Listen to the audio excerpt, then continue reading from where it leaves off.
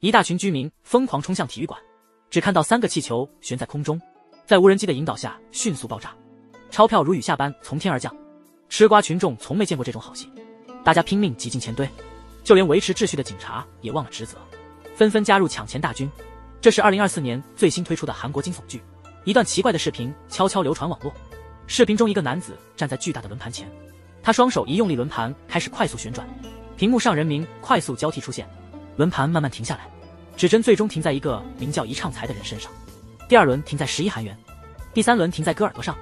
这是一个随机的悬赏任务，按照轮盘的指示，任务就是割下一畅才的耳朵，悬赏金额为10亿韩元。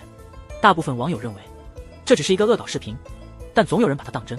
一畅才的同事因为太穷，决定冒险一试，万一成功了就五五分赃。一畅才觉得同事疯了，面对闪闪发光的匕首，他拼命反抗，但最终没能抵挡住贪婪。一畅才最终痛苦失去了左耳。不久后，警方接到医院的报警，有人带着一位耳朵被割的昏迷男子来到了医院，没有办任何手续就消失了。刑警种植急忙调取监控寻人，来到医院的正是一畅才的同事，手里还握着掉落的左耳。整件事看着真是诡异到极点，可种植警官根本没心思办案。最近的遭遇早已让他心力交瘁，生不如死。前段时间，种植把所有积蓄都拿来投资理财，结果被中介公司骗了钱都没了。尽管动用了各种手段，还是没抓到那逃跑的老板。老婆每天在家闹着要死要活，如果再拿不出钱来还房贷，他们的家就要被没收了。可怜的种植快被逼疯了，部门的长老看他神魂颠倒，气得大骂了他一顿。种植只能咬咬牙，这份工作非保不可，只好把精力全放在白天的工作上。案件科的同事根据监控录像，已经确定了那个同事的住址。种植当晚就开车过去了，是一栋破旧的公寓楼，同事的门上还贴着催租通知。种植推门进去，发现同事不在家，只在桌子上看到一个浸泡在酒里的耳朵。种植心里暗骂一声，开始在房间其他地方搜索，最后在衣柜里找到了一个精致的皮箱，箱子上还刻着3环的符号。种植出于好奇打开了箱子，马上露出惊讶又紧张的表情。就在这时，那个同事刚好回来，知道种植是来找麻烦的，心虚的他立刻转身逃跑。种植猜到肯定还有隐情，于是毫不犹豫地追了上去。没想到走到一个下坡路，同事一不小心滑倒了，竟然滚到楼梯底下了。种植心里一惊，走近一看，对方已经没气了。他看了看坏掉的摄像头，最后还是把这事报告给了上级。种植不耐烦地向同事解释经过，把自己的责任全推干净。直到坐进车里，他终于长舒一口气，感觉轻松了。警察走后，从医院偷偷跑出来的一畅来到了同事家。他一直在想那场俄罗斯轮盘赌，在同事家里到处搜寻，却连钞票的影子都没找到。此时种植已经回到自己家的地下室，他故意把车停在监控看不到的地方，确认周围没人，这才打开后备箱。一个3环皮箱显眼地放在那里，里面装满了捆扎好的钞票。种植数了数，正好是1000万韩元。一畅这时候急忙钻进路口停着的小货车，他以为同事把钱藏在这里，却意外看到行车记录仪在闪烁。他拔出储存卡，走进网吧去查看视频，正好看到种植拿着皮箱匆忙离开。警察到达时，他还像没事人一样去打招呼。第2天一大早，种植掏出几叠钞票，让妻子快点还房贷。看着母女俩兴奋的样子，种植觉得昨天的冒险还是值了。没想到刚回到警局，一畅就在门口盯着他。就在那时候，局长突然叫所有警员开会了。视频播放的是就是那次割一畅耳朵的悬赏事件。起初种植没放在心上，直到看到屏幕里的3个圆环，昨天偷的皮箱上也有同样的标记，男人立刻冒出一身冷汗。那笔钱竟是轮盘赌的赏金。就在这时，蒙面人又传了一个视频，他说之前的赏金已经发放完毕，但许多网友表示怀疑。为了证明自己的诚意，他决定今天下午5点在市中心体育馆撒10亿韩元。这让所有警员都目瞪口呆，都以为这人只是在炒作，只有种植认为对方认真的。为了防患于未然，警方还是派了大量警力前往体育馆。他们不仅要查风险，还要阻止围观的群众进入。大批民众挤向体育馆，一旦发生踩踏就麻烦了。大家本来只是来看热闹的，尤其是随着约定时间临近，周围什么也没发生，大家都以为是个骗局。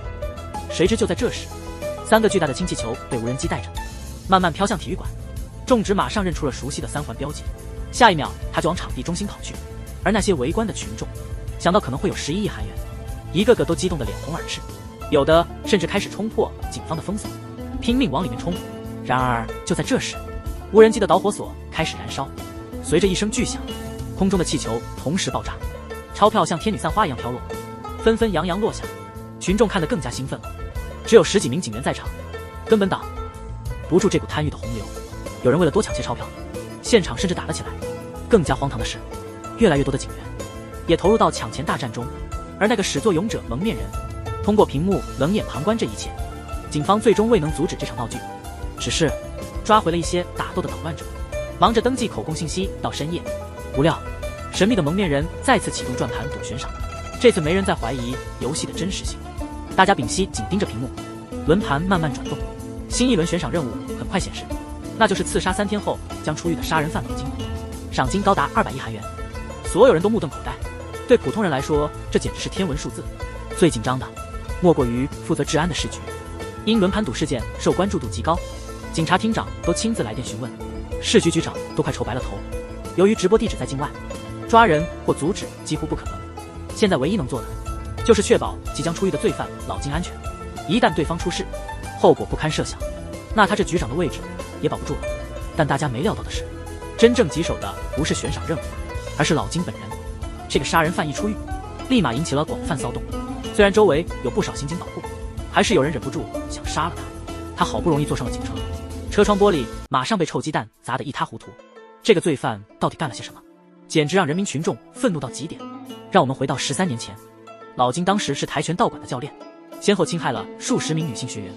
他甚至把受害者的名牌分类收藏在自己的小册子里。有一次事情搞大了，导致一名女学员当场死亡。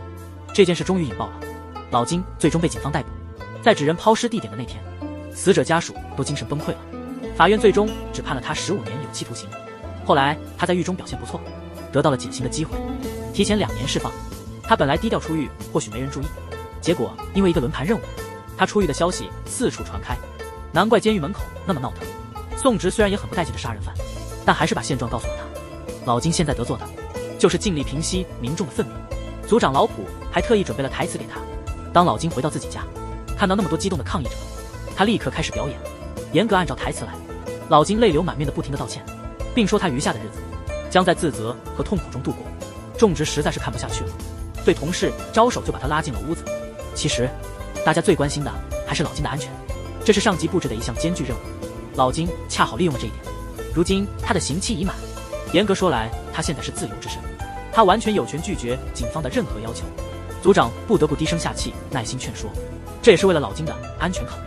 与此同时，在一个郊区的渔村，一位妇人通过收音机听到了老金出狱的消息。她默默地回到家，叮嘱患有痴呆的丈夫每天按时服药，如果他没能及时回家，记得打电话给救助站。说完这些，她就跑到厨房，取出提炼好的河豚毒，把毒涂在捕鱼枪的箭头上。原来她就是那个被老金害死女孩的母亲。看来她准备和凶手拼了。她随便编了个借口蒙混过关，成功潜入老金所在的社区。碰巧此时的老金喝醉了，正在那儿胡闹。他在家憋得难受，说要去超市转转。种植本想拒绝，但在记者面前不停地被控诉，无奈之下只好答应。没办法，最后给了他5分钟的购物时间。出于安全上的考虑，他还安排同事提前去超市清场。这个凶残的杀手像国王巡视一样，在警方密集的保护下，大摇大摆地走进超市。躲在一旁的受害者母亲终于等到了机会，她假装糖尿病发作，借口急需吃东西混进超市。没想到这里比想象的要大，加上警方紧贴的保护，老母亲的偷袭没有击中目标。她想继续射箭的时候，却被冲上来的种植扑倒。看到老金毫发无损，老母亲发出了不甘的怒吼，而保护老金的那个小警察不小心被毒箭擦伤，当场失去行动能力，立刻被送往医院。不久后，种植调查出了袭击者的身份，她和组长陷入了纠结。袭击者原来患有肝癌，活不了几个月了。她的丈夫因失去女儿精神崩溃，真的很难下手处罚她。他们不知道的是，在夜色中，有人把一个皮箱送到袭击者家，皮箱上有醒目的3环标志，这就是无路可走的第1、2集内容。每周的轮盘游戏又开始了。面对200亿的意外之财，人到底能疯狂到什么程度？故事接着上次讲述，这位老母亲不顾一切要除掉仇人，她想为女儿报仇，可惜最后还是失败了。发起悬赏的蒙面人对此感到非常惋惜，他在直播中透露了老母亲的真实身份，并宣布将拿出10亿元作为补偿，同时呼吁市民立刻行动起来。200亿的奖金正在向他们挥手。老金出狱的事件再次成为众矢之的，愤怒的民众聚集在老金的家门口，有人为受害者的母亲发声，6人大声斥责警方的不作为。竟然浪费资源去保护这个杀人犯。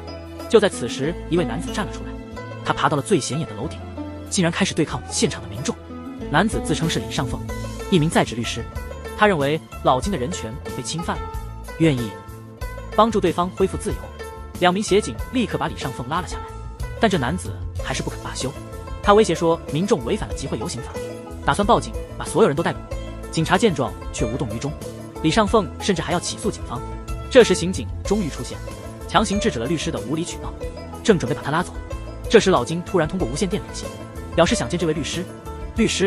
种植担心对方耍花招，最后还是同意了他的请求。经过身份确认和搜身，李尚凤终于进入了老金的家。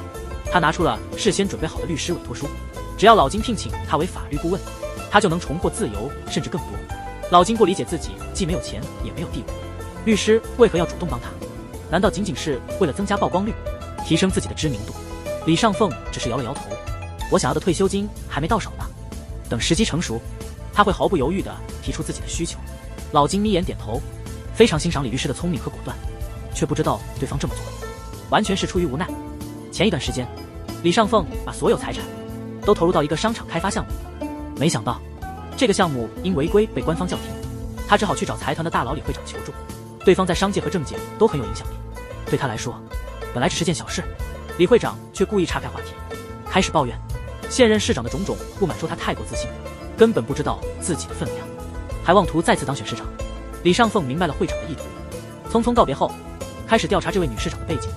她叫安名子，据说曾经与李会长关系很近，但后来由于某些原因，开始公开批评政府的不作为，尤其是这次因老金的轮盘赏金事件。安市长明年一定要把这个凶手赶出呼山市。李尚凤立刻意识到，这位市长是为了即将到来的选举拉票。李会长非常欣赏他的策略，只要李律师能阻止市长连任，他马上就恢复李尚凤的投资项目。一场肮脏的交易就这样定下了。于是李尚凤主动接近老金，后者也明白天上不会掉馅饼，打算先提出要求试探对方的诚意。原来老金刚出狱不久，他收到了妻子发来的离婚协议，孩子由妻子抚养。老金希望李律师帮他争取抚养权，这让李律师感到为难。老金既无工作又有犯罪记录，想要孩子归父亲几乎不可能。但李律师多年的经验不是吃素的，建议老金拖延时间，找机会抓住妻子的错误，如果能获取确凿的录音就最好不过了。为了展示自己的能力，李尚凤决定带老金去喝一杯，说处理外面的警察包在他身上。李尚凤走到人群前，大声指责警方限制老金的自由。现场的警察都哑口无言，他们其实是来保护老金的，这里的人随时可能对老金发起攻击。双方争论中，蓦然注意到一个鬼鬼祟祟的年轻人，他不时偷看走出门的老金。他叫七仔，是个在职的研究室助理，他的妻子最近患上罕见血病，急需一大笔钱治疗。七仔走投无路，他看到了风靡全网的罗盘赌注，心生一计。七仔借助职务之便，从研究室偷出几种化学药剂，简单调配后组装了一个远程遥控炸弹。他专程到郊外测试，效果出乎意料。得知老金常吃外卖，他把炸弹伪装成生鲜交给了快递员。七仔精确计算好时间，提前在老金家门口等待。快递员没有让他失望，提前半小时到达了目的地。七仔刚高兴起来，半路却突然冒出个程咬金。李尚凤坚持要检查快递箱里的东西，看守的警察显得很不耐烦，因为老金每天都要收好几个快递。远处观望的七仔开始焦急，决定立刻引爆炸药，不料引爆器在关键时刻出了问题。这时种植驱车赶到，他制止了双方的争吵，把快递箱扔进了车里，计划用金属探测器进行检测。人群中的七仔更加急切，本能地掏出化学药剂，想要直接冲向老金。结果经过快递箱时，药剂和其他物质立刻反应，火光冲天而起，现场顿时倒下了好几个人。但老金在门墙下却毫发无损。巧合的是，此时市长安名子正在办公室焦虑万分，他恰好目睹了市区的大爆炸，证实爆炸地点正是老金家门口。市长立刻激动起来，觉得这简直是天赐良机。白天时市长感到四面楚歌，首先是媒体爆料，他当年用青年创业基金挪用了大量资金，随后接受了检察院的突击审查，虽然表面镇定，成功遣送了检察官。他很快意识到这是有人在针对自己，尤其是连续打了好几个电话给他的曾经金主李会长，之后对方竟然连个面都不肯见。安市长只好亲自去李会长的演讲现场，这种无理行为很快遭到斥责。李会长直截了当地说，安名字不再适合担任市长，先处理好安心基金的贪腐案再说。谁知安市长竟然直接威胁对方，提到青年创业基金李会长也拿了不少，到时候大家一起玩玩。李会长轻蔑地笑了，自己在商界打拼了50年，见过无数的人和事，却始终屹立不倒。班市长的政治嗅觉非常敏锐，猜到攻击自己的就是李会长。如果没有意外，他接下来将深陷舆论和调查的漩涡，直到彻底倒台。却没想到，在这关键时刻，突然爆发了针对罪犯老金的恐怖事件，民众的愤怒达到了顶点，甚至连事件的始作俑者都临时更改了规则，发布的暗杀任务仅针对老金，如果有无辜民众受伤，悬赏奖金将被取消。安市长当然不会放过这次吸引民心的机会，立刻指示秘书安排接下来的政治表演。第二天一大早，老金的代理律师李尚凤接到了市长秘书的私人约见，对方提出支付10亿韩元，只要老金离开呼山市5年。李尚凤传达交易内容给老金时，老金起初确实动心了，但李律师却带着微笑，表示他们能得到更多。此时的安市长认为自己已经胜券在握，在化妆间里仔细打扮了一番，下一刻他就来到了老金住所附近，个人秘书已经准备好了一切。安市长神情严肃地从车上走下，当着民众和摄像机控制了昨晚的恐怖袭击，并把责任推给了老金。市长郑重其事地宣布，一定要把老金赶出巫山市，还给居民一个安全的生活环境。看着众人情绪激动，安市长突然转身，摆出一副英勇的姿态，大声叫喊让老金快出来谈判。房间里却没什么动静，潘市长竟然跪了下来，想用诚意感动对方。窗户后的老金嘲笑这场戏，更有看头的戏码还在后头。市长秘书悄悄走向商务车，车里早已坐满了临时演员。接下来轮到他们上场了。只见一位小女孩，在她母亲的陪伴下，大家都相信安市长一定能赢。这感人的一幕立刻赢得了现场如雷的掌声，连带着他的支持率也飙升。就在这时，老金突然走出了房间，大声说再上来谈。市长激动的几乎要哭了，直言这是广大市民的胜利。可一进房间，他马上变了一副嘴脸，取下膝盖上的护膝，感叹身体不如从前了。老金实在想不通，为什么要上演这出戏？花掉10个亿真的划算吗？潘市长只是呵呵一笑，他自己花了20亿才坐上市长的位置，今晚的表演至少帮他囊获了10万张选票，这笔交易算是很值了。老金露出一丝玩味的笑容，伸手来庆祝他们愉快的合作。安市长却傲娇的没搭理他，准备去外面宣布老金即将离开的消息。没想到李尚凤悄悄跟了上去，播放了他们之前的对话录音。安市长脸色顿时惨白，一言不发，转身回到屋里。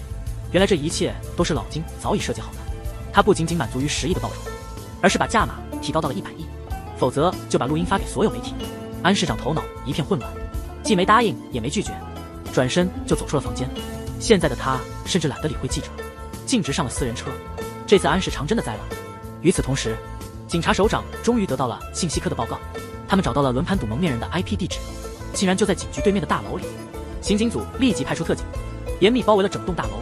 但当他们破门而入时，蒙面人已经不见了，现场只剩下一个巨大的轮盘和几台直播设备。大家好奇地转了转轮盘，无论怎么转，指针最终都指向了杀掉老金，奖金高达200亿。很明显，所谓的轮盘赌并非像宣传中那样随机。这时种植听到了隐约的滴滴声，低头一看，一个计时器正闪着耀眼的红光，悬赏游戏来了个惊天大逆转，200亿赏金的头奖被人抢走了。继续锁定无路可走第5集，故事接着上一集继续。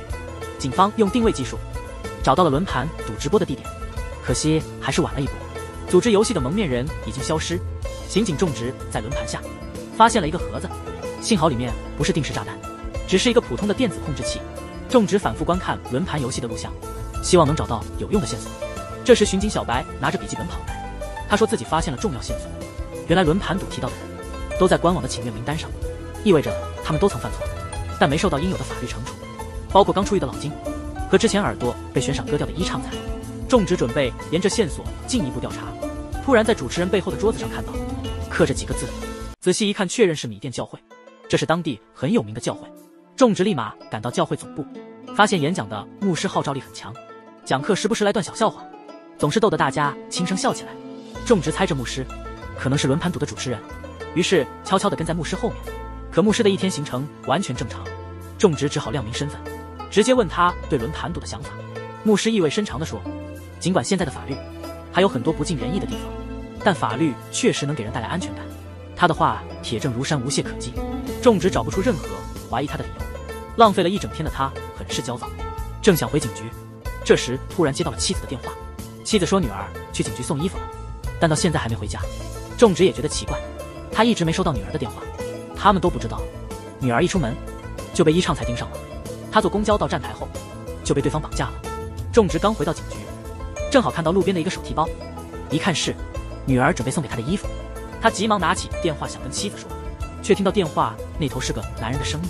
仲植感到事情不妙，匆忙赶回家，看到伊畅才大摇大摆地站在那，伊畅才坦白抓了仲植的女儿，这才大胆地现身。他提出一个简单的要求，只要仲植给他10亿，他就立刻释放女儿。仲植深吸一口气，现在连1亿都拿不出来。几天前伊畅才已经联系过仲植，要他快点给钱。起初仲植没当回事，以为对方只是个小混混，直到收到伊畅才寄来的 U 盘，U 盘里有他取钱的监控视频。仲植终于坐不住了，心里甚至冒出了杀人灭口的念头。他在海边深思熟虑，最后还是理智压倒了冲动，决定把这不义之财还给伊畅才。正准备跟对方联系时，却接到了局里的电话，老金那狡猾的律师又闹事了。仲植只好去老金家一趟，没想到却遇上无妄之灾。恐怖分子没能除掉老金，反而把仲植的车炸成了废铁，车尾箱里的10亿韩元也随之化为乌有。畅才得知此事，事后决定孤注一掷，逼迫职员把老金交给他。他要赢得轮盘赌的200亿韩元，否则他就不会放过2人的女儿。宋植当然不会轻易屈服于这种混账，他马上联系巡警小白，让他帮忙定位女儿的手机。然后他赶到监控室，看到伊畅才的货车开向郊外，可惜地点太偏僻，最终失去了货车的踪迹。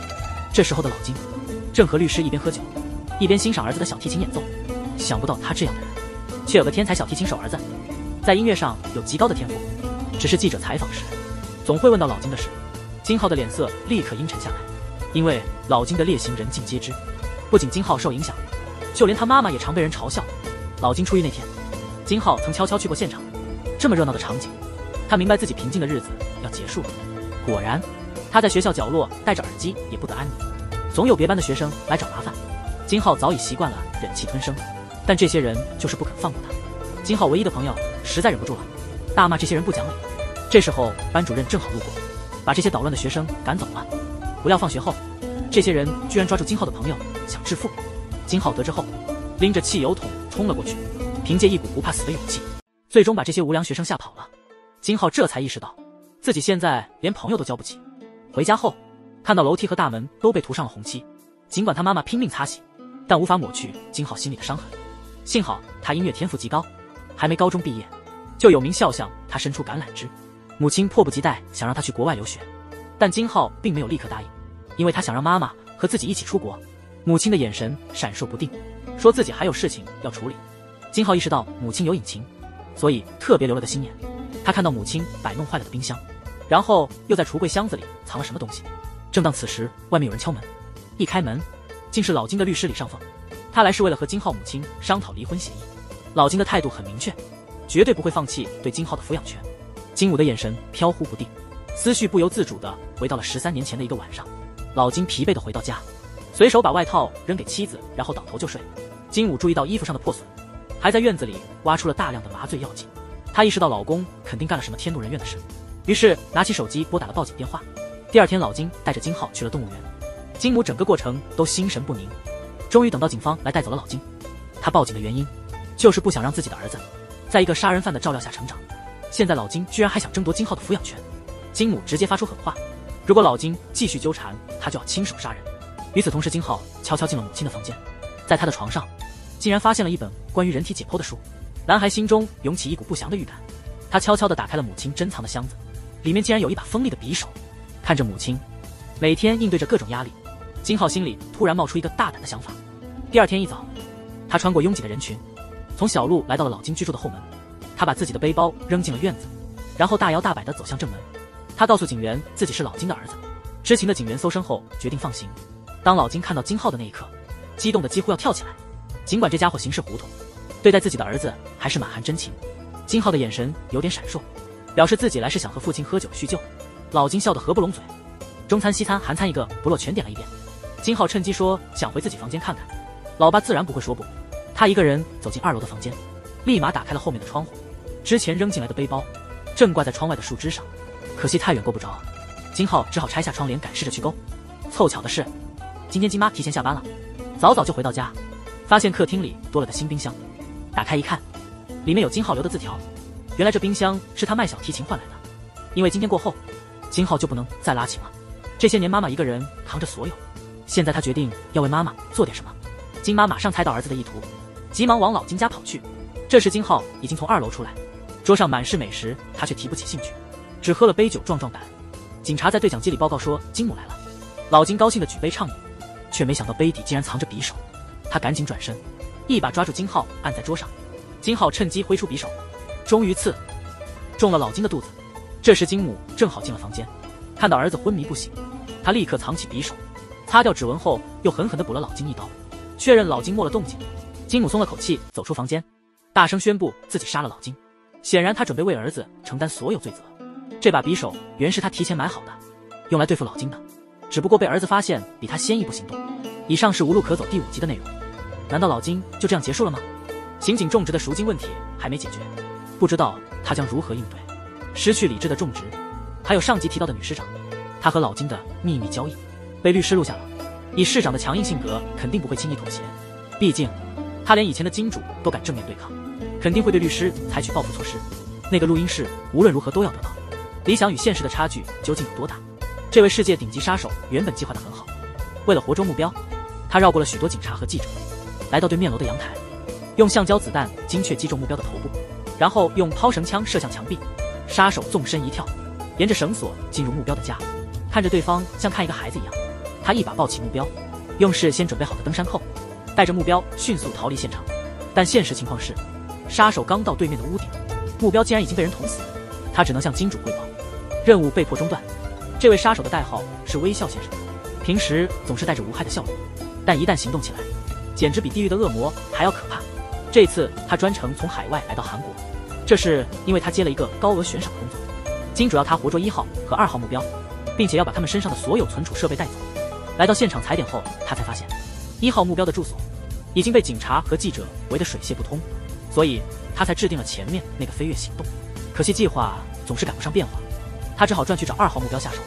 安市长都快被自己的秘书气疯了，他之前出面与老金接洽合作，回来后满口保证说一切都 OK， 结果却被老金狠狠地坑了一把。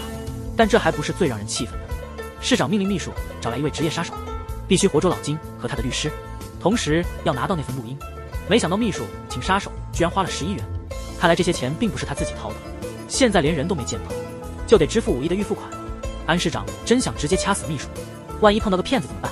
秘书只能再三保证，那位杀手的信誉很好，而且执行任务从未失败过。与此同时，刑警种植还在不停地寻找被绑架的女儿。就在这时，巡警小白打来电话，他女儿的手机刚刚开机，位置显示在一条正在行驶的山路上。种植激动得差点跳起来，正准备赶过去的时候，却被组长叫住了。刚接到消息，老金被人刺杀了，所有人都得赶过去。种植急得直跳脚，只能打电话让小白帮忙去现场查看。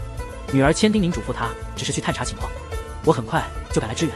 而种植的自己先赶到医院，尽管老金身中几刀，但还没当场死亡。此时老金的律师正在手术室急救，匆匆往医院赶，处理完一大堆记者后，还被警察搜了一番，好不容易才进到病房，发现老金已经脱险，真是祸害长存啊。与此同时，巡警小白的手机显示已经接近圣在洞附近。这座山不太大，只有一条小路进出，但也荒废很久，官方已经封锁。小白沿着山路很快发现了一座破旧厂房，种植的女儿可能就在里面。他已经忘了种植的嘱咐，手持枪械独自一人进了厂房，转了一圈后，很快在一个房间发现了绑架的女孩。正要打电话给种植，却突然被背后一棍击中。袭击他的正是藏在暗处的绑匪易畅才。此时种植也刚到医院，他急忙给小白打电话，电话那头却是易畅才的声音。对方警告种植女警已经没命了，如果还耍什么花招，他立刻就杀了那个女孩。种植吓得腿都软了，最终答应用老金交换他的女儿。此时的李律师刚巡视完自己的项目工地，不料回到家时，却感觉到枪口顶在后背，没想到微笑杀手竟然上门了。他一边坏笑一边拿出老金的照片，询问这男人在哪个病房。律师二话不说就泄露了位置。杀手满意的点了点头，随手丢下一个皮包，让他把手机、录音笔等所有带存储卡的设备都交出来。确认李律师没耍花样，杀手便用毛巾把他迷晕了。不久后，他穿着白衣出现在医院大厅。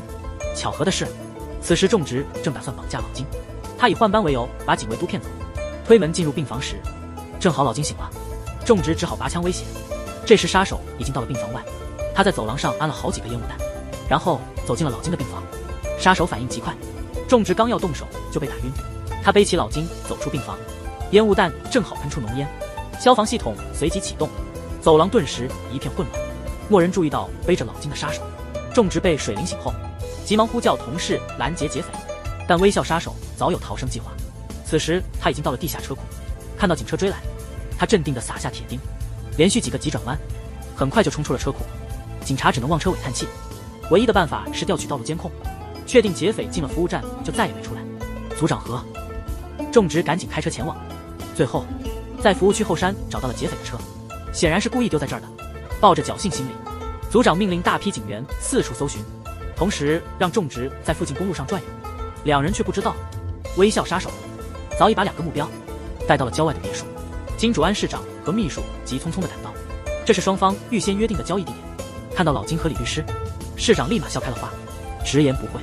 赏金花的直秘书急忙翻皮包，发现了市长的录音，这让他总算放心了。询问李律师是否还有备份，李律师急忙摇头，大骂自己眼瞎，竟帮老金对付市长大人。市长兴奋地拍手称好，随手命令杀手射杀他。女律师彻底慌了，她声称自己还有备份，但杀手不管那么多，微笑着扣动了扳机。老金求生意志很强，悄悄摘下胳膊上的针头，尝试撬开手铐。市长对老金恨之入骨，决定亲自动手解决他。杀手一言不发，把枪口对准了市长。市长接过手枪，走到老金面前，正当他准备扣动扳机，突然转身向杀手连开3枪。这样一来，他就能省下5亿的尾款了。市长得意洋洋地把老金踢倒，接着准备跟他好好算算旧账。谁知老金趁着倒地的机会，竟然悄悄地撬开了手铐。市长却没注意到这一幕，他正忙着逼秘书射杀老金，突然背后响起了枪声。原来那个微笑杀手还没死。看到秘书倒在血泊中，安市长吓得浑身发抖。好在这时老金突然抱住了杀手，开始用尽全力跟杀手搏斗。安市长一边滚一边爬地逃出大厅，根本不顾两人激烈的打斗。老金急中生智，紧紧抱住杀手，使得对方无法脱身，杀手的格斗技巧也无法施展。老金依靠蛮力，抢先拿到了手枪，再次把杀手摔倒地上。他想补枪，但子弹已经用完。不得不说，老金的命真大，短短几天就好几次与死神擦肩而过。尽管现在他体力透支，却还是凭借惊人的毅力，硬是开车到了一个哨所。他又一次奇迹般的获救了。这时种植接到了组长的电话，有居民报告听到枪声，他立刻跑去现场查看，刚好遇到狼狈不堪的安市长。那位之前倒下的微笑杀手已经不见了踪影。以上是无路可走第6集的内容。这部剧的一大看点就是许光汉，大家都期待他的出场，整集都很精彩。他身中数枪却奇迹般的没有死，他应该穿了防弹衣。最后的画面也证明他确实还没死。不过看这情况，接下来的戏份可能不多了。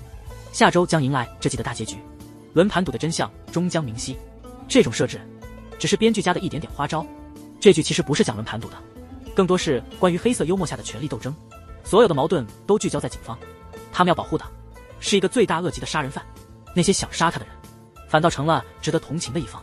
这正是剧中最具讽刺意味的地方。更荒谬的是，看起来杀人犯老金才是真正的主角，从头到尾都像是不死的小强，每次都能在绝境中逆转，完全是主角光环作祟。这剧还是那种典型的韩剧风格，高位者似乎个个不是好人，警察局长整天只知道玩乐，只有上头的领导一介入，他才表现出应有的责任感。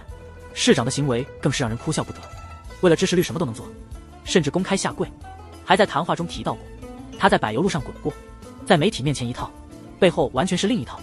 那些社会精英阶层的律师完全是见风使舵，唯利是图。说到社会阶层和权力，最有权势的还是那些高高在上的财阀。会长竟敢当众对市长动手，其权势地位显而易见。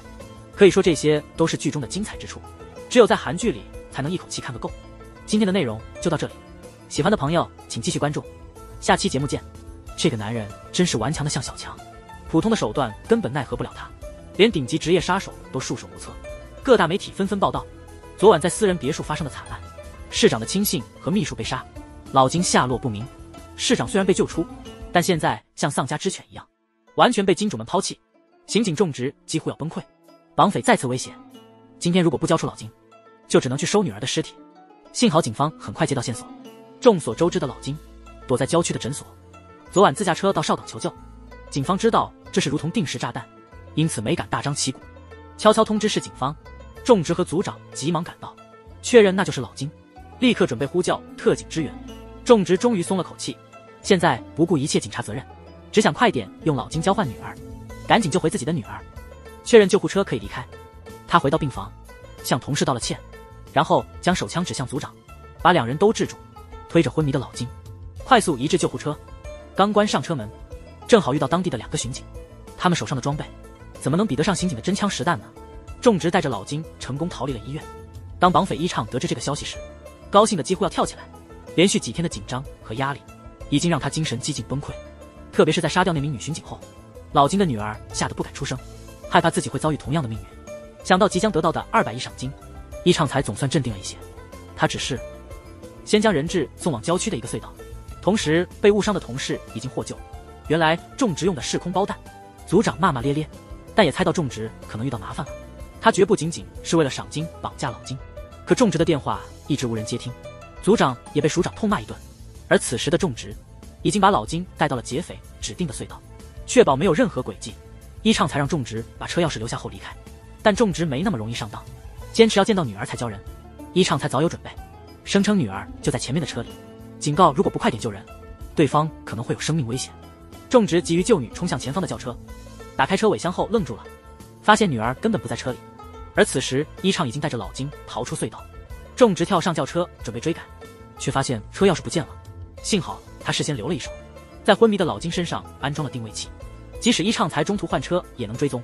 种植还是紧紧追踪不放，种植沿着公路快速追赶，终于看到前方的救护车，但是车钥匙早被一畅才丢掉了，无路可走，只能拔出配枪，随即在路上拦下一辆车，查看定位器显示，一畅才竟把老金带到成灾洞附近。原来这几天他一直没换过藏身处，想到即将得手的200亿，他忍不住傻笑起来。正当他转身去拿凶器时，昏迷中的老金突然睁开眼，原来他在车上就已经醒来。趁着对方放松警惕，悄悄抓起旁边的尖刀，对方拖着镰刀走过来，老金立刻挥刀反击，几刀就把一畅才放倒，轻易地反杀了劫匪。他还脱下对方的外套穿上。就在这时，一畅才的手机响了，是种植打来的。老金立刻明白了一切，原来是这位刑警把自己送给了绑匪，他的女儿就在这里。老金不顾种植的哀求，环顾四周，在隔壁房间找到了被绑的女孩。看到女孩清秀的面容，老金笑了一声，立刻剪断女孩脚上的锁链，准备采取行动时，女孩悄悄拿起身后的尖刺，用尽全力向老金挥去。虽然他没能逃走几步，却被老金一脚踩住铁链，在关键时刻逃跑。他的父亲种植及时赶到，但女儿还是落在老金手中，他只得无奈地放下手枪。随后两人爆发出激烈的近身肉搏，几个回合下来，老金被打倒。正当他准备去捡起手枪，突然被一铲铁铲打得翻倒在地。这时的老金已经不顾一切地逃走，他急忙逃出了废弃的工厂，未注意到黑暗中隐藏的2个身影，其中一人竟是米店教会的牧师。出人意料的，这个人正是悬赏轮盘赌的发起人。原来他一直在暗中监视老金，直到老金精疲力尽晕倒在路边，牧师才带着助理从车中悠然走出。与此同时，刑警种植突然从病床上坐起，他昨晚被同事紧急送往医院。想到自己的女儿，种植几乎疯了一样到处寻找。幸运的是女儿并无生命危险。种植刚刚松了口气，却听到医生迟疑的建议他带女儿去做妇科检查。他的心顿时冰凉，难道是老金对女儿做了什么？种植怒不可遏，他咆哮着要找老金算账，但上头已经明令禁止他参与这个案件。种植当然不会听命于人，他推开门向看守借了火机，然后不停地对着烟雾探测气熏。随着消防系统的启动，种植趁乱制服了门口的守卫，他夺过一件白大褂，趁着医院工作人员分心之际，大摇大摆地走出了医院。这一幕与几天前杀手抢走老金的情景如出一辙。种植在门口看到一辆救护车，于是毫不犹豫地夺车而去。姗姗来迟的刑警通过监控目睹了这一幕，马上驱车紧追不舍。同时，正准备出国留学的老健的儿子金浩，在机场得知父亲尚未死亡，母亲因涉嫌谋杀未遂被起诉，他突然向老师道歉，什么都不要，直接冲出机场。金浩赶往看守所探望母亲，尽管母亲极力劝他坚持生活，一切都会好起来，但他似乎没有听进去，坚称要亲手结束这一切。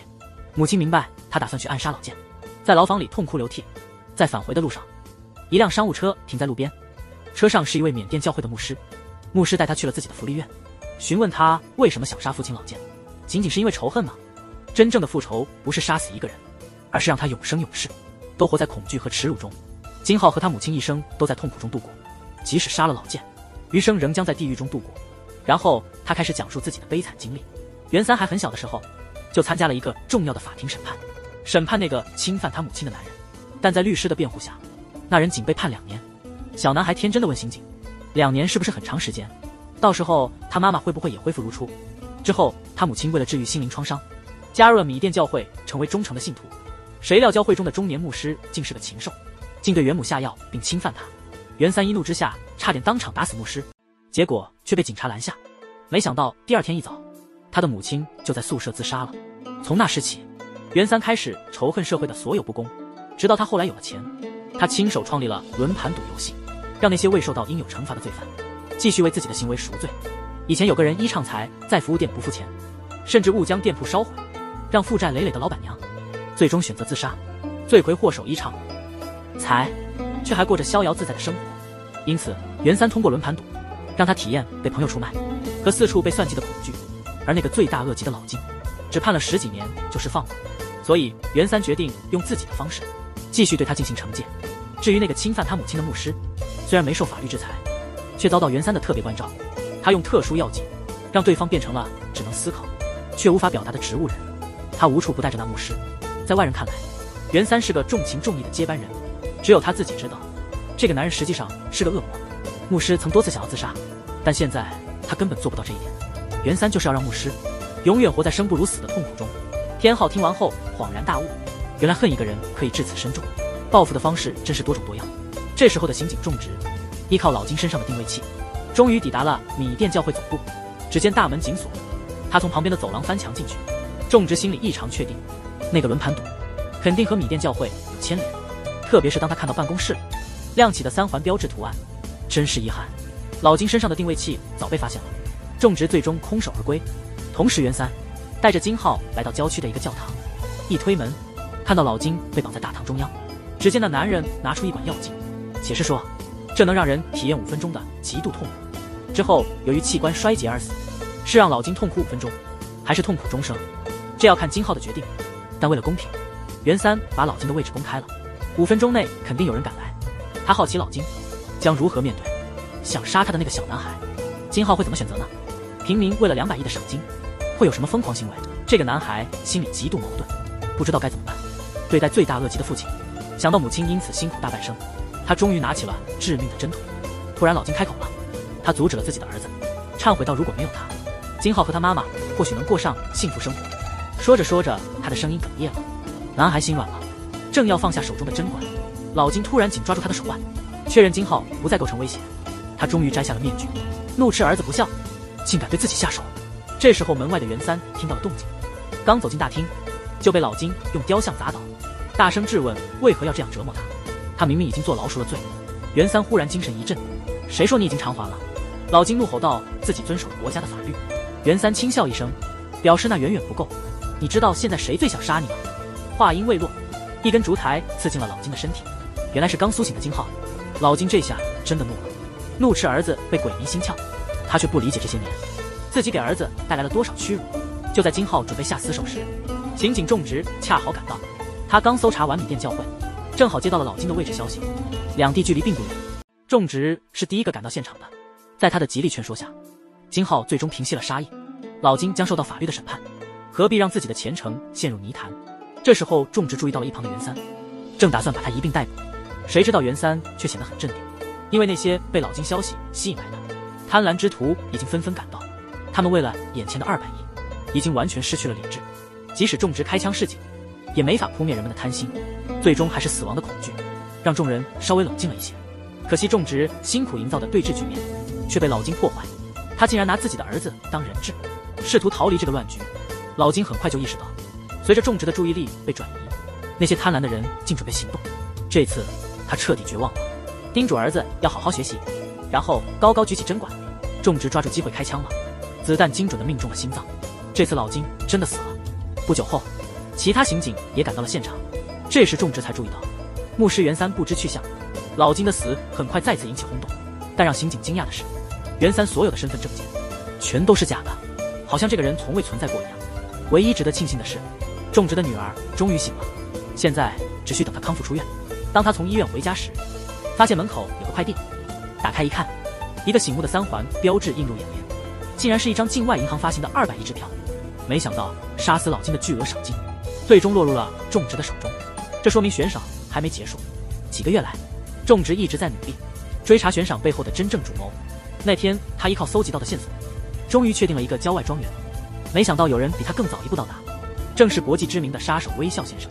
可惜连他也没能抓住蒙面主持人。种植赶到时，只见地上满是尸体，还有微笑杀手留下的露营地。原来他接了个委托，那就是杀掉罗盘赌的蒙面主持。两人目标相同，他警告种植别跟他争抢目标。看来罗盘赌的故事还要继续，这就是无路可走的全部内容。